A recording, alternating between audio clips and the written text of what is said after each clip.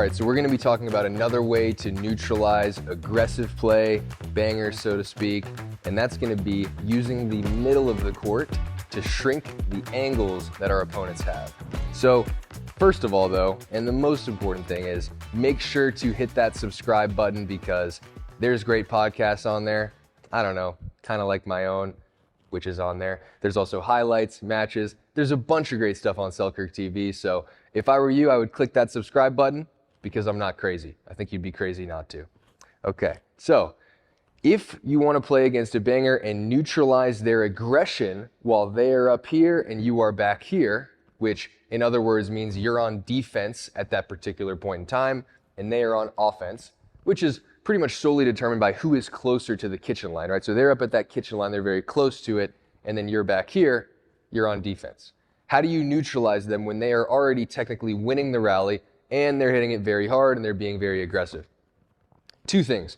The first thing is I'm using the middle of the court way more often than I'm using the sidelines. If I use the middle of the court, first things first, the net's 34 inches high in the middle and it's 36 inches high on the sideline. So you want to use that extra 2 inches there. Helps you a lot. The other thing is I'm trying not to miss my drops high. I'm trying to avoid giving myself a lot of height with my margin for error. So you may have had a pickleball coach tell you to miss high, miss high, get another try, or give yourself some margin for error with height, because you don't want to miss in the net, right? I mean, missing the net on your drop, there's a 0% chance you win the point.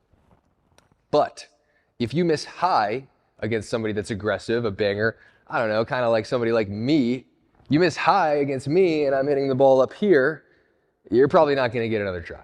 It's almost equivalent to missing in net, especially with how powerful the paddles are these days. It's just, I would highly recommend to give yourself margin for error with depth and go right through the middle. So, and that actually is, that's for drops, resets, basically anything in this area of the court when you are just trying to play soft. So it could be a third, a fifth, a seventh, and you're just trying to play soft and get to that kitchen. Use the middle. I would say maybe 4 or 5 feet from the center line on each side, the general middle. You're going to avoid ernies. You're going to have a lower height of net, and you're going to want to push that ball a little forward. You're going to want to miss it a little deep, so to speak. So don't pull it up, because also if you miss a drop high, it's going to bounce higher.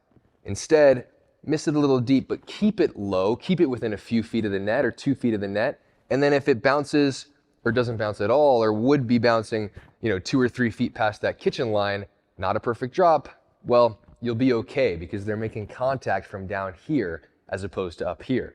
And the main thing with putting the ball away in pickleball is there is a big difference between contacting the ball below your shoulder and above it. Because if I can do this, you're not getting another try.